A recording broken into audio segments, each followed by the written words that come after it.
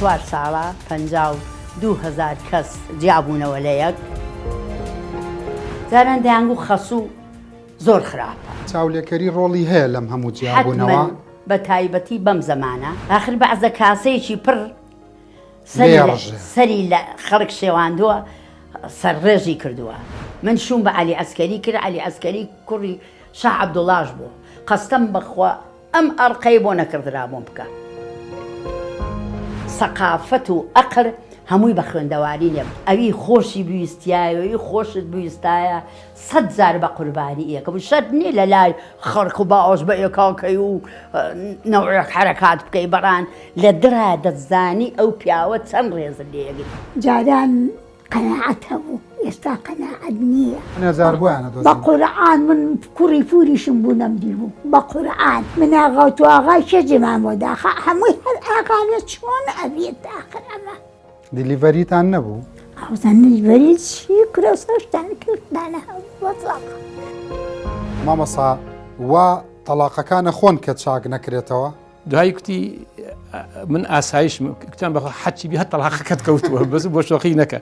دوایی کابرا هەستا چووە لای درگاکە دەستی کرد هێرا دەمانچەیەکی دەرهێنا جاری وایشێ ئەبێتە پیاڵە شەربەتێک. بەڵام خەتاکە یەک تەرەف نییە حتمەن. بەڵام ئەگەر ڕێژەکە لێکی بیتەوە لەوانەیە 160 خەتای پیاو بێ لە 140 خەتای ئافرەتان بێ. زۆر جار لە تەلەڤیزۆنەکانی دنیادا لە هەموو دنیادا کاتێکە کێشە کۆمەڵایەتیەکان باسەکرێ بە تەنیا ڕای ئەو نەوە نوێیە وەرناگیرێت کە کێشیان هەیە. بەڕاستی دایکانی پێشوو زەحمەتکێشانی پێشوو ڕاو سەرنجیان وەرەگیرێت چونکە لە ژیانەوە حکمەتیان وەرگرتووە ئەزممویان وەرگرتووە وەکو هێ من ئەڵێ تاڵ و سوێری ڕۆژگاریان چەشتووە. ئەمڕۆ لای سەبیحە خانم کە ژنێکی بەناوبانگی تێکۆشەری کوردە کە بۆ ئەوەی ئەمنەوەی خۆش بژین تاڵی خۆی چەشتووە زۆریشی چەشتووە. بۆیە بۆ مەسەلەی سیاسی نا بۆ مەسەلەیەکی کۆمەڵاتی هاتوومەتە ماڵەوە بۆ لاو بیریش مەکردی دەمێکیش بۆ نەمبینی بووی. بەخێر بێن سەر چاوان پێشەکی زۆر بەخێراتنتانەکەم زۆر سپاسانەکەم بۆم دەرفەتە زۆرم پێخۆشە ئەم دانیشتن و ئەم مخابەلەیە بۆ ئەوەی جابا پێت بڵم بۆچی هاتوومەتە خزمەتە. سپاس بۆ لوتفا گەرم و گوڕەکانەوەکو هەمیشە هاتووم پێت بڵێم بەڕاستی لە کۆمەلگای کوردیا جیابوونەوە زۆر بووە علم و خەبەرە لێ هەیە؟ بەڵێ شتێکم لەلایەک کەم یا زۆر من ڕێزم هەیە بۆ هەموو گەنجێک بۆ ژن و بۆ کچان و بۆ کوڕان زۆر بەڵام بەداخەوە لە 4 ساڵە 52,000 کەس وەکو بەحسەکەن جیابوونەوە لە یەک ئەمە شتێکی زۆر ناشیرن و خراپە. باشە جاران بۆ نمونە دەستێوەردان و چوونە ناو ژیانی هاوسەران هەبوو لەلایەن ماڵە خەس و خەزورانەوە زۆر ئەوە ڕۆڵی هەیە بە خراپیا بە باش ئەوە هەبوو جاران ئەی ئێستا مەسەڵەن ئەوە باشترە ئێستا باشترە. جاران دەیانگو خەسوو زۆر خراپە خەسوو زۆر خراپە لەگەڵ بووکەکەی. ئاخر تۆ ئەگەری کوڕەکەت خۆش بوێ ئەبێ بووکەکەشت خۆش بوێ بۆەوەی ژیانێکی بەختەوەر بەرنەسەر. فەرقی کوڕەکەت و کچەکەت چێ فەرقی زاواکەت و کچەکەت نییە فەرقی بووکەکەت و کوڕەکە نییە. بەو خوایە من بووکەکانم هەموو خۆشەوە هەموو جارە پیانڕم ئەگەر عاقڵ بن زۆرم خۆشەون ئەگەر بێ ئەقلیش بندوو لە ڕێەوە بەخوا خۆشم ناون ناتوانم برم ئێوەم لە لا پەسەندە. چاولێکەری ڕۆڵی هەیە لەم هەموو جیابوونەوە بە تایبەتی بەم زەمانە فڵان ئەوەی هەیە من نیمە خۆ بەراورد بکەی. بەڵێ ئەوە هەیە. ئێستا مشتەمەعەکە و کە عەرزم کردی هەمووی پارە و مادەیە. جاران بە ئەکسەریەت ژن مادەی پارەی خۆی نەبوو. پیاو کاسبێ کرد و ژنیش دەهات پیاو دەهاتەوە ماڵێ ژنیش ئیشی ماڵیە کرد و مناری بەخێوە کرد و ڕێزی بۆ مێردەکەیدانەوە ئەگەر لو دووەخانی هەبوویە قۆناغی بۆ ڕاگرت و سەربەرزیە کرد و ئەم ئافرەتە شتێکی ناشیرن و شتێکی خراپی ناکرد بڵێم من چی و تۆ چی منیش معاشی خۆمم هەیە و منیش شتێ خۆم هەیە و منیش سیارەی بەرزم هەیە و منیش معاشی چاکم هەیە و ئەمەم هەیە و ئەوم هەیە تۆ چی و من چی. آخر بەعزە کاسەیەکی پڕ سەری لە خەڵک شێواندووە سەرڕێژی کردووە لەبەر سەرڕێژەکە ئاگایان لە مشتەمە و لە ناو عیلەکەی خۆیان نەماوە کە بیپارێزن. کامیان زۆر باجەیان لە جیابوونەوەدا ژن یا پیاو؟ حتمما هەردوو لایەن باجەدەن بەڵام زیاتر ژن چیە بێ؟ ئەگەر ژن عەقڵی هەبێ، ژن ئەوەیە بێ پیاو لەگەڵی ڕاست بێ، خۆشەویستی دەربڕێ، ڕێزی لێ بگرێ، احترامی بگرێ، چکە فەرقی بوێ لە بینی ماری باوکی و کەشوی کردووە، بۆیە شۆکاکە ژیانەکەی بگۆڕێ، بۆیە شۆکاکە جەوێکی کەی بۆ بخڵخێنێ، بۆیە شۆکاکە مێردەکەی ئەوەندەی ناز و حەق بداتێ، خۆشەویستی و کەیفەیەک و خۆشیەکی پێ ببەخشێ، ژنەکەش دەبێ ئەمەندە ڕێز لەو پیاوە بگرێ کە پیاوەکەی زۆر بەرز و بڵندە. ینی تا یەکتر بەرز بکەنەوە؟ حتمما لەوە باشتر هەیە کە یەکتر بەرزکەیەوە. من شوم بە عەلی عەسکەری کرد، عەلی عەسکەری کوڕی شاح عەبدوڵڵاش بوو، بەڵام تەلەبە بوو حیزبایەتی شێ کرد. قەستەم بەخوا ئەم ئەڕقەی بۆ نەکردرا بۆم بکە. بەس یەک لێفە و دۆشەی چێشکمان هەبووە و هیچی کەمان نەبوو، یەک چەک دووچە قاپ و فەخفوری و تۆزێ پوریشم نەختە زەخیرە و مەخیرەی بۆیە نابین. بەڵام وەمەزانی هەموو کولوری دنیای منە. ئێستا لەم سەردەمەیە بۆ نمونە کە ژن و پیا و مناڵ لە بینیان نایە و جیا بنەوە، چ کاریگەریەکی ڕۆحی و دەرونی لەسەر دەرونی ئەم مناڵە بەجێیە لە بەڕای تۆ؟ ئەی بێ خەزابی ئەو مناڵە هەتا ماوە ئەشکێ، هەتا ماوە سەردانەوێنێ، بیرەکاتەوە دایکی شووی کرد بێتەوە ئەگەر باوە پیارەی هەیە زۆر لە لای گران و ناخۆشە، لەوە ناخۆشتر نییە. باوکی ژنی هێناوەتەوە ماڵەکە ئەو ڕووناکایەتیان نییە کە دایکی خۆیەتی، حتمما هەچەند ژنەکەش باش بێ. ئەبێ تۆ پیاوەکەت ئەمەندە مەزنکەی، ئەمەندە لەلا گەورە و مەزن بێ کە فەخر بە خۆتەوە بکەی، شانازی تر خەڵکێش بەو مەزنیەی تۆ بیبینێ، خەڵک لە چاوی ژنەکەەوە تەبیعی بڵێم من ئەم پیاوەکەم ئەی کە چەند سەربەرزم بەوەی پیاوەکەم پیاوە. بەڵام ئەگەر تۆ بیشێنی ئەی تۆ چۆن قوبوورەکەی ئەوە مێردا؟ یا بە بەتایبەتی ئەگەر پیاوەکە و لەبەر چاوی مناڵەکان بشکێنی، ئەی تەبیعی، یا ئەگەر دایکی مناڵەکان لەبەر چاوی مناڵەکانی بشکێنی. تۆ قسێت بیستۆ کاڵێ ژنێکی زەلیل نەوەیەکی زەلیل دروستەکە، نەوەیەکی زەلیل کۆمەلگایەکی زەلیل دروستەکە. ئەی تەبیعی حتمما ئەبێ پیاوی ژنەکەی هەڵنێ بەرزی کاتەوە، شخصیەتی بۆ ئەی تەبیعی دەبێ بڵێ دایکتان شاژنە، دایکتان وایە، دەبێ هەمومان خۆشمان بوێت، بە هەمومان ڕێزی لێ بگرین، دەبێت ژنەکەش بڵێ ئەوە باوکتانە، ئاگاتان لە خۆتان بە شەعر و بەیت و بالۆرە نابێ. بەڕاستی بەچی ژن ئەبێ بە شاژن؟ وەڵاهی ژن بە تەحەمل و بە عەقڵ و بە بیرکردنەوە کە کەرامەتی خۆی و عایلەکەی لەدەست نەدا. ئەگەر کوڕەکان و زاواکە و ساردیەک لە بینیان نابێ پشتی کامیان نەگری؟ وەڵاهی من جارجارە خۆ هەردووکیان قبووریانە، چکە سوحبەتم زۆرە لەگەڵیان، سوحبەتم زۆرە لەگەڵیان. بەڕان وەڵاهی هەتا بۆم بکرێ بۆ بووکەکانم پشتی بووکەکانم ئەگرم ئەگەر بزانم بووکەکەم خۆی فەرز ناکە. تۆ کەم قساکەی بۆ میدیا، بەڵام کە بە شنەخانم وتبوو لەسەر کچ و کوڕی گەنجە فەرمووتە دڵم پێیان نەسووتێ و ئەبێ ڕێگیری بکرێ لەم هەموو جیابوونەوەیە. بۆچی بۆ ئەم مۆزوعیان ئاوا دڵگرم بووی؟ وەڵاهی خەریکە شیرازەی ئایلەی هەمووان تێگەچێ. جاران لە شاخ خەڵک وەک ئێستا هەمووی دەرچووی زانکۆ و پەیمانگا و خوێنەوار نەبوو. ئەو ساتەن دروستتر بوو یا ئێستا؟ حتمما ئەوسا ئەخر چۆن ئەبێ سەبیحە خانی؟ ئەوەی کە نەخوێنەوارە پەیوەندی هاوژینیان تەندروستتر بوو لە خوێنەوارەکان؟ ئەوی کە خوێندەوارە؟ کامیان؟ ئەوەی نەخوێندەوار بوو جاران بەعرض بکەم، سەقافەت و عەقڵ و سەقافەت احترامن بۆ هەمووان بە خوێندەواری نییە. ئەوە نازانم منەوە قسەمەوە نییە کە بۆ خۆم نەخوێندەوارم، بەس عەقڵ و سەقافەت من لەگەڵ محامی، لەگەڵ دکتۆر، لەگەڵ خەڵکا دانیشتم، لەگەڵ پیاوی گەورە دانیشتم، لەگەڵ هەمووی دانیشتم.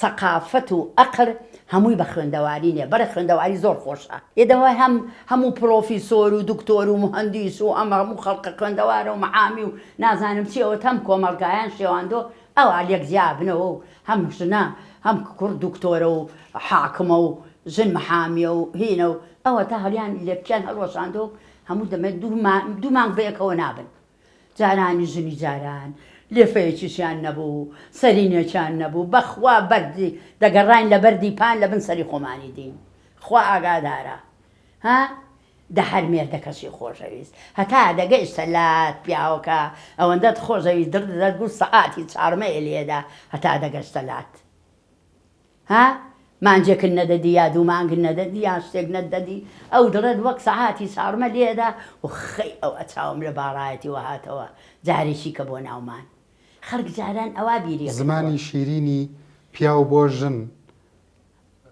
گرنگە زمانی شیرینی ژن ژن و پیاوی کورد بە یەک ناڵێن بە قوربان و بە ساقە و بموانە زۆروەنە کوڕ بەرێ وەڵا ئەو ساش خەڵک ئەوی خۆشی بویستایەوەی خۆشت بویستایە 100 جار بە قوربانی ئێکە بوو شەد نییە لە لای خەڵک و باوەش بە ئێکاکەی و نەوەیەک حرەکات بکەی بەڕان لە درا دەتزانی ئەو پیاوە چەند ڕێزت لێگرێ چەند تۆی خۆشەوێ لێرەوە ئەگەر سڵاوێکیان لێ بکەیت و ڕاستە و خۆ لە ڕووداوە قسە بۆ ئەو گەنجانە بکەی کە هێشتا دەستیان لێک بەر نەبوو و چیان پێڵی بزانین دادە سەبیحەت چیەڵە بە میلەتەکە من هیوادارم چاویان ما دەکەم ڕێزم هەیە بۆیان بۆ کچ و کوڕانەی خۆم چونکە هەموو کچ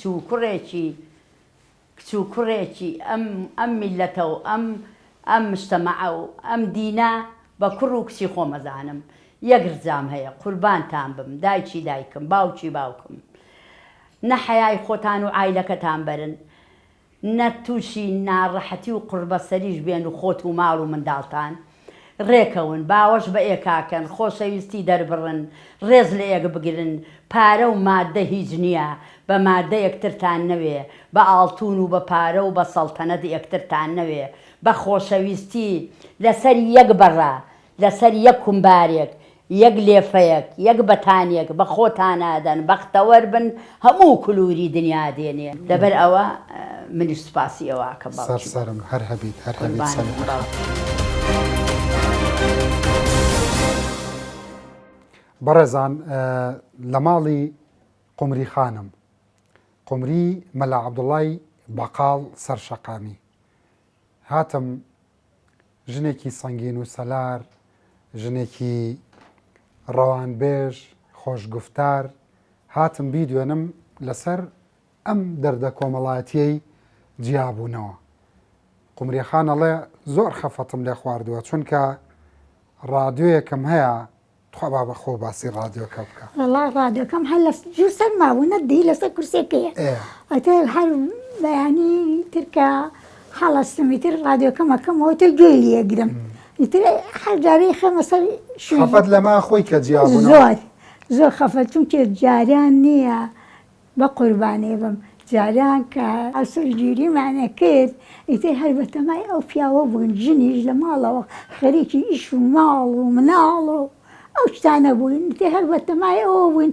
ئەمان بووی ترەوە هەر پیاوەکەی تر هاتەوە ئێوارە چی خوایە بووی بۆیە هێناینەوە و ئەوان خوارد و تر چێژ بۆ ئێواران لێنرا و خۆش بە قەڵەماڵغی ئەخورا و ئیتر ئاگدانی جاران هەبوو تیادا گەشە کردەوە ئێستا بۆ ئەم هەموو جیابوونەوەی هەیە ئێستا ئەم هەموو جیابوونەوەی بەستا قەڵم هەمووی هین نییە نەماوە جاران قەناعەت هەبوو ئێستا قەناعەت نییە ئێستا ڵیان فڵان کەس بۆ فڵان شتی وایە بۆ من نیمە بە دڵی خۆی شووەکە حەزی لێتی هەتاکو ئەو کوڕەی ژێنێ تا ئەو ئافرەتە شووەکە لە دواییە بۆ لە یەک جیابنەوانێ بەس ئەوەنە یعنی بۆ لە یەک جیابنە ئەی تۆ بە دڵی خۆ بوو کوڕەکە بە دڵی خۆی بۆ ئافرەتەکە بە دڵی خۆ بۆ جیابنەوە جاران بە دڵی خۆشیان نەبوو هەنێزار بوویانە بە قورعان من کوڕی پوریشم بوو نەمدی بوو بە قورعان پێگەیشتی کوڕی پورم بوو نەمدی بوو پێگەیشتی دەوە ماشەڵڵا قەناعەتەکە زۆر بووە تۆ خوا لێ خۆش بوو چۆن نەگۆڕی لە کاتێکا 62 ساڵە خانۆکە و نەگۆڕی بە قوربانی بم بەخوا پیاوە نەبوو بڵێ ئەو لەگەڵ مناوە لەگەڵ خۆمە نەڕێ هیچ شوێنێکی لێگرتوم نەڕێ شتی لێگرتوم لە شتێ بەقادەران بەقەل وەک بەڕێکەی خۆم پێم ڕێکێشاوە بەڕاستی بەڵام ئێستا کەس بەقەل بەڕێ خۆی پێڕا ناکێشێ کاکەیجان هەرێکەی داوای شتێکی زیاترەکە هەرێکی شتێکی زۆرترێوێ هەرێکی حەزەکە وەکو بە ئەی باشە گەر خەیوی کتوێتی من ئاغا و تو ئاغای چێ جێمان بۆ داخە هەمووی هەر ئاغانە چۆن ئەبێت داخر ئەمە یعنی ئەمە کێشەکەیە ژن و پیا و لەبەری پەیوەندیەکی هاوسەنگ دروست بکەن هەرێکە و ئاغایە ئاغایە بۆ خۆی چۆن شتی وارە ژن بەوەی ئەم بەڕاستی ئەمە ئەوەی وەزیفە و شتیان هەیە و ئەوانە وژەڵەمی ژۆکو تۆ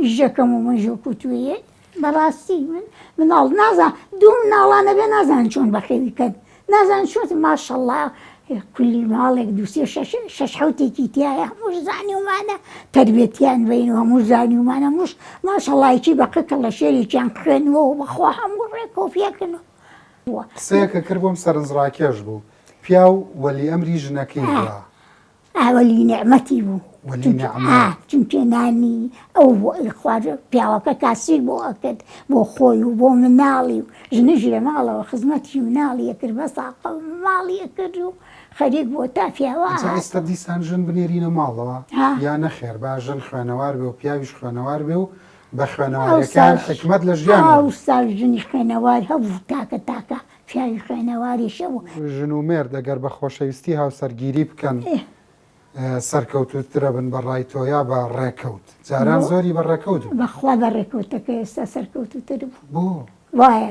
هەتا ئێستا هەچی دیوە کە خۆ یەکتریان خۆشویستەوە هیچ هیچی ڕێک نییە هەرچی هەمووی لەسەر شتێک یەکنەوتەوە هی ئەوە نییە لە کاتی دڵواریە ئەوە نەقساکە هیچیان پێ نامێنێ بۆ ژن وێردا فولێکمان هەبوو هەموو جارێ ئێمە لێیمان لە خۆمانە کرد کە دانیشتێمەڵا فڵان کە زووە ئەڕوا بۆ گەڕێەوەوان قسە مەکەنی و بە لەزەتن ئەوانە ناوە لەزەتی تیا نامێنێ باشە ئێستا 50 لە 4 ساڵە 52,000 کەس جیا بۆتەوە بەڵێ ئەمە کارەسات نییە ئەی چۆن کارەسەر نییە بەخوا من کە یەڵێن مچڕکم پیاە خوا ئاگای لێ کامیان زەورتر باجەکە ئاگە لە جیابوونەوە ژن یا پیاو ژنەکە چونکە فەڵفیژدین ژن زۆرە چی ژن زۆرە فەڵفیژن پێیگرێ لە پیاو یعنی من نەم پیاو خەتای کامیانە تۆڵی خەتای ژن زۆر نا ئەزانی فۆ لەوە بیان و بۆ گرێ و پیاوەکەش نیەتی ئەو امکانەتی نییە ئەو بیانەی کە و پێگرێ بەخوا ئێستا کەس برسی نییە باوەڕم پێکەی ئێستا خۆ مەعاژنێ هیچ نییە بەڵام کەسیش برسی نییە گوێ لە ڕادێت کەمە گرێم ئەنواعیشتم گوێ لێ ڕۆژە بێت تەوانێ ئەیخەمە سەرێمە لە ئەیخەمە ئەی تەلەڤیزۆنەکەەوە تەلەڤیزیۆنی سیرەکەم بەخوا تەزبیحاتی ژەکەم هەمووی ئەەکەم هەر دانیشت بەرنامەی منەبینی های چۆن بکە ئەو شەوەی بەرنامەی تۆ وێڵێن لای مەبن لەسەرەوە بێ بکەین بەرنامەی کاکە ڕەنج بە چەند ساڵی هاوسەرگیریت کرد من 14 14 ساڵی ئارێ وەڵا ئەو ساز زوو کچیانە بەش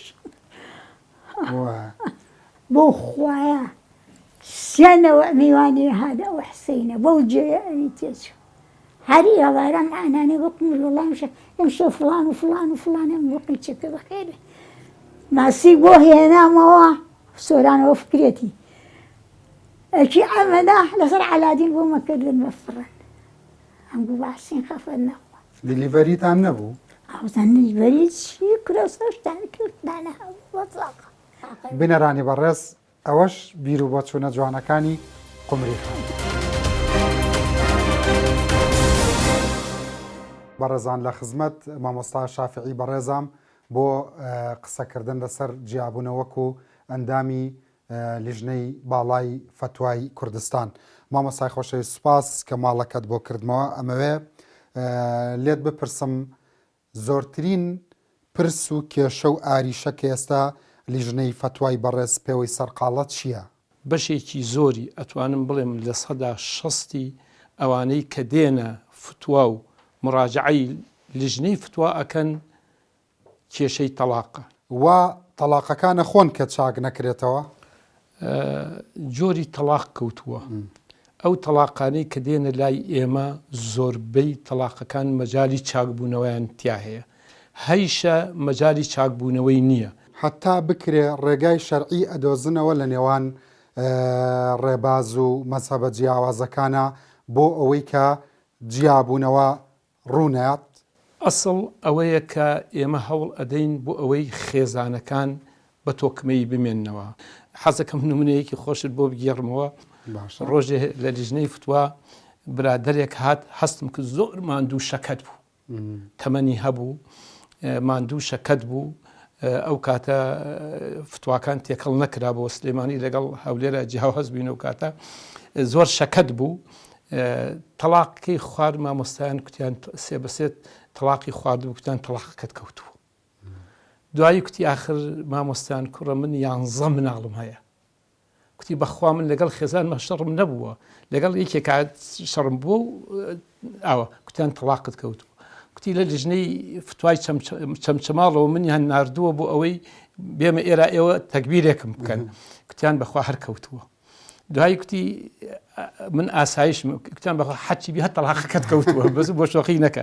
دوایی کابرا هەستا چووە لای دەرگاکە دەستی کرد هێرا دەمانچەیەکی دەرهێنا، کوتی سوێن بەخوا ئەم قسە جوانەی بوو. کوتی لەم ئیسلامە پان و پۆڕەیە، ئەمە قسەی کابرا بوو. کوتی لەم ئیسلامە پان و پۆڕەیە چارەسەری ئەم مشکلەی منیتیانە بێ من چی بکەم لە 11 مناڵ ئێستا بەم دەمانچە خۆمە کوشتم. منیش سوک هەستام دەمانچەکەم لێ سند و دەستم گرت و کتم کاکە من چارەسەری کێشەکەت بۆ ئەەکەم بڕۆ با ڕزگارت بێت چارەسەری کێشەکەم بۆ کرد و گەڕایوانێ مەسەلەن جاری وا هەیە ئەوانیشە دەبێت. بەڵام لەگەڵ ئەوەشدا زۆر جار نەدبینیوە دەست لێک بەربوون شەکراوەکە بێت چارەسەرەکە بێت. تەلاق خۆی ئەوەڵ حەل یا ناوەڕاست حەل نییە، کۆتا حەلە، یعنی کە هیچ چار نەما. یعنی وەکو ئێمە جاجان بە شۆخی ئەڵێم پێی ئەوتری ئەدا المڕ و یعنی وەکو دەرمانێکی تاڵ یا پیاڵە زەهرەکە، بەڵام جاری وایشێ ئەبێتە پیاڵە شەربەتێک. مەسن دوو نمونەت بۆ بگێڕمەوە. ڕێکەوت جارێک مەسەلەن پیا و ئافرەتی هاتنە لای ئێمە کە هاتنە لای ئێمە جیابوونەوە. ئەم پیاوە هەموو مافێکی خۆیدا بەم ئافرەتە بەس مافی مارەی حازر و قەرز و نەفەقە و تەواقی تەعەسوفی و زۆر بوو مارەیەکە زۆر بوو.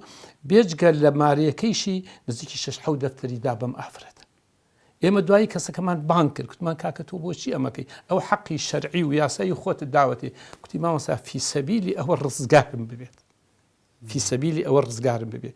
یا جاری وا هەیە ئافرەتی وا هەیە واز لە هەموو شتێکی خۆی هێنێت، واز لە مارەیە هێنێ حازر، واز لە مارەی قەرزی هێنێ پاشەکی و پێشەکی، واز لە ئەمە کە مەسەلەن نەفەقە و چی ئەمانە واز لە هەموو ئەم شتانە هێنێ.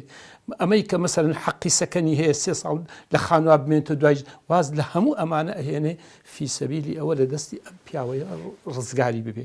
جاری واهیش ئەمانیشە ڕوو ئەدات. ڕێژ کەوتووە جاری وا هەیە ئیواهەیە جیابوونەوەی بۆ کراوە هەبووە دوای 6 ساڵ هەبووە دوای 8 ساڵ ڕێکەوتووە دوای 20 ساڵ ڕێکمان خستۆنێتەوە. چونکە هەموو ئەو تەلاقانەی کە ئێمە لە لیژنەی فتووا بۆیان ئەدەین ئێمە بە شێوەیەکی خولعی تەلاقنامە ئەنووسین، هەرگیز بە هیچ شێوەیەکی تەلاقنامە نانووسین، قەت بە شێوەی خولعی ئەینووسین. شێوە خولعیەکەیش بە جۆرێکی وا ئەینووسین ژمارەی تەلاقەکانی پێکەم نەبێ.